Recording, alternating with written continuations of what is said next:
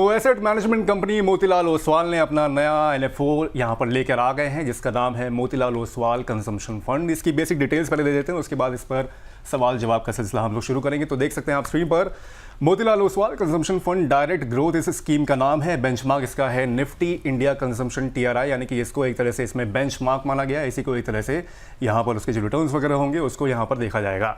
Subscription की बात करें तो पिछले हफ्ते 1 अक्टूबर को ये खुल गया है। 15 अक्टूबर तक आप लोग इसमें सब्सक्राइब कर सकते हैं और अलॉटमेंट जो इसका रहेगा वो 23 अक्टूबर को आपको इसका अलॉटमेंट मिल जाएगा। मिनिमम निवेश इसका है, लमसम भी अगर 500 रुपये कर सकते हैं और एसआईपी भी आप इसमें 500 रुपये की कर सकते हैं। और एग्जिट लोड जो रहेगा वो रहेगा 1%। अगर 3 महीने से पहले आप यूनिट्स को रिडीम या स्विच करने की कोशिश करते हैं तो। और फंड मैनेजर्स की अगर बात करें तो 5 फंड मैनेजर्स होंगे जो इसको मैनेज करेंगे। वरुण शर्मा, निकेत शाह, राकेश शेट्टी, सुनील सावंत और भाल चंद्र शिंदे। पेयर कंपैरिजन में भी अगर थोड़ा सा आपको जानकारी दे देते हैं कि 5 करीब जो टॉप फंड्स देखे तो उन्होंने कम से कम 21% से 25% तक का सालाना रिटर्न दिया है पिछले 5 साल में, जिसमें निपॉन का, आईसीआईसीआई प्रूडेंशियल का और महिंद्रा मैनुलाइफ, बड़ौदा पीएनबी परिभाष और आदित्य बिरला सन लाइफ। ये टॉप 5 फंड से पेयर कंपैरिजन में जो कि अपने अच्छे परफॉर्मेंस के लिए टॉप 5 में बने हुए 21% से लेकर 25% तक का सालाना रिटर्न ये देख चुके हैं। चलिए, तो ये हो गई एक बेसिक डिटेल इस एनएफओ की। अब मैम के पास चलते हैं, मैम से उनकी सलाह इस पर लेते हैं, क्या निवेश आपको करना चाहिए, क्या नहीं करना चाहिए, क्या कुछ नजरिया इसमें रखें अगर निवेश करने की सोच रहे हैं। तो मैम, सबसे पहला सवाल, बाजार के मौजूदा माहौल में कंजम्पशन फंड इतना हाईलाइट में क्यों दिख रहे हैं? दिया, इसका बहुत सारे कारण हैं। सबसे पहला तो जो गवर्नमेंट ने इस साल हमारे को इनकम टैक्स में जो छूट दी है उससे डिस्पोजेबल इनकम एक इंडिविजुअल के पास ज्यादा है, यानी आपको टैक्स कम भरना है तो उतना आपके पास एक्स्ट्रा पैसे हो गए। दूसरा, इतना बढ़िया एक गिफ्ट मिला है वो है जीएसटी रिडक्शन। आज आपको अपने इंश्योरेंस प्रीमियम पे, हेल्थ इंश्योरेंस पे और रोजमर्रा की चीजों पे जीएसटी नहीं भरना पड़ रहा है, तो आपका डिस्पोजेबल इनकम बढ़ी है। कहने की बात है कि एक निवेशक के हाथ में पैसे ज्यादा आ रहे हैं इस साल compare to last year. Incomes भी ज्यादा बढ़ रही है, मैक्रोज बहुत अच्छे हो रहे हैं, डेमोग्राफिक भी फेवरेबल है। और कितना इजी है अभी कोई भी चीज अगर पैसे आ जाए हमारे पास उसको खर्च करना बहुत इजी है। यूपीआई इतना इफेक्टिव है, ई कॉमर्स इतना अच्छा चल गया है, तो कंजम्पशन स्टोरी जो है वो बहुत ही प्रोग्रेसिव है। अब आपने देखे होंगे आंकड़े इस धनतेरस में 1 अक्टूबर से जब से 22 सितंबर से जब से जीएसटी का चेंज हुआ, कितना अच्छा ऑटोमोबाइल में सेल हुआ है, 4 व्हीलर 2 व्हीलर। तो ये सब देखते हुए जो कंजम्पशन स्टोरी इंडिया की वो बहुत ही ब्राइट है। मोतीलाल ओसवाल म्यूचुअल फंड ने जो ये स्कीम एकदम राइट टाइम पे लाए हैं, और जो इनका नजरिया है कि ये बहुत हाई क्वालिटी और हाई ग्रोथ स्टॉक्स इसमें रखेंगे। सीमित होगा पोर्टफोलियो 20 से 22 स्टॉक्स का, एंड मोस्टली मिड और स्मॉल की तरफ स्क्यूड होगा।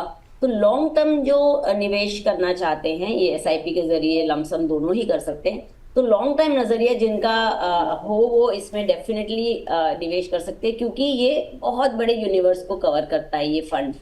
इसमें ट्रैवल भी है, होटल्स भी है, फ्रिज टीवी भी है, सारी कंपनियां जो स्मार्टफोन्स बनाती हैं, फूड बेवरेजेस है, बहुत सारा हेडरूम है सभी चीज़ों के लिए, ऑटोमोबाइल है, तो फैशन भी है, तो बहुत बड़ा यूनिवर्स है। तो लॉन्ग टर्म का नजरिया अगर हो तो डेफिनेटली ये स्कीम आपके पोर्टफोलियो में आप इंक्लूड कर सकते हैं अंडर द थीमेटिक कैटेगरी। जो सेक्टोरियल फंड हम बोलते हैं कि 10 से 15% तक रखें, तो आप इसे बिल्कुल इंक्लूड कर सकते हैं। बिल्कुल, थीमेटिक फंड में आप एक तरह से कंजम्पशन फंड को इंक्लूड कर सकते हैं, जैसे कि मैम ने कहा है कि। और अगर देखा जाए मैम, यहाँ पर एक सवाल ये भी रहेगा कि जैसे कि अगर इसके कंजम्पशन स्टोरी की आपने बात की, यहाँ पर कंजम्पशन स्टोरी ऑब्वियस सी बात है कि पिछले कुछ समय में काफ़ी अच्छी स्टोरी इसकी बनी हुई है। लेकिन अगर रिस्क की बात करें तो इसमें अगर देखा जाए तो आगे चल के कुछ रिस्क भी हो सकते हैं, या इसमें ये फ्रीली फ्लोट होने वाला एक तरह से फंड होता है? देखिए, जिस तरीके से कंप्लायंस अभी बहुत पॉजिटिव है तो कंजम्पशन स्टोरी अच्छी चल रही है। आगे चल के अगर इन्फ्लेशन वापस बढ़ गई, रेट कट की बजाय रेट इंक्रीज हो गए लॉन्ग टर्म में, मॉनसून अच्छे नहीं हुए फॉर एग्जांपल, या मॉनेटरी पॉलिसी में कुछ ट्वीक आ गया, तो कभी भी ये स्टोरी आगे पीछे हो सकती है। और वो रिस्क तो हमेशा ही रहता है जब हम थीमेटिक फंड्स की बात करते हैं कि इसलिए हम कहते हैं कि थीमेटिक फंड्स में सारा पैसा ना लगाएं, चाहे वो कितना भी अच्छा फंड हो, क्योंकि वो स्टोरी साइक्लिकल होती है। और इसीलिए हम कहते हैं कि आप लॉन्ग टर्म में ही आप इसकी तरफ देखें। तो डेफिनेटली रिस्क तो है ही, बट ये रिस्क एवरेज आउट हो जाएगा अगले 8-10 साल के लिए। मुझे लगता है ये स्टोरी बहुत अच्छी चलेगी। ठीक है, तो अगर लॉन्ग टर्म का नज़रिया है आपको निवेश का, तो आप इसमें निवेश करने की सोच सकते हैं। मैम आप एक तो आपने बताया कि लॉन्ग टर्म के लिए जो लोग सोच रहे हैं वो इसमें निवेश करें, इसके अलावा मैम और किस तरीके के निवेशक हैं जो इसमें निवेश कर सकते हैं? अगेन आपके पोर्टफोलियो में अगर थीम नहीं है तो आप ये थीम जरूर इंक्लूड कर सकते हैं। एक तो वो लोग ले सकते हैं क्योंकि हम 10 से 15% थीमेटिक फंड्स भी कहते हैं। लॉन्ग टर्म का जिनका नजरिया हो वो रख सकते हैं, और जिनको स्मॉल एंड मिड का रिस्क समझ में आता है, क्योंकि ये बेसिकली उस कैटेगरी में फंड रहेगा। बेसिकली जो स्टॉक्स इस पर्टिकुलर फंड्स में रहेंगे, ऐसा नहीं है कि वो कोई और स्कीम्स में नहीं है, मगर यहाँ पे एक बहुत बड़ा डाइवर्सिफिकेशन मिल रहा है, बहुत बड़ा यूनिवर्स आपको टैकल करने को मिल रहा है। तो उस तरीके से आप हर ही investor, I will not categorise कि ये ही इन्वेस्टर लेना है, सभी लोग इसमें निवेश कर सकते हैं और आगे 10 साल इसकी स्टोरी बहुत अच्छी है। 10 साल की स्टोरी इसकी बहुत अच्छी हो सकती है और लॉन्ग टर्म में ये काफ़ी बेहतरीन रिटर्न दे सकता है, जैसे कि मैम ने यहाँ पर सजेस्ट किया है और एक तरह से यहाँ पर अपनी राय दी है।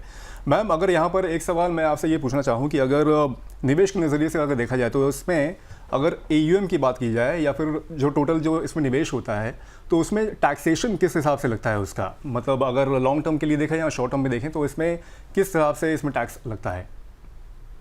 तो अभिषेक, इसका टैक्सेशन दूसरे किसी फंड से अलग नहीं है। ये भी एक equity, pure equity mutual fund है।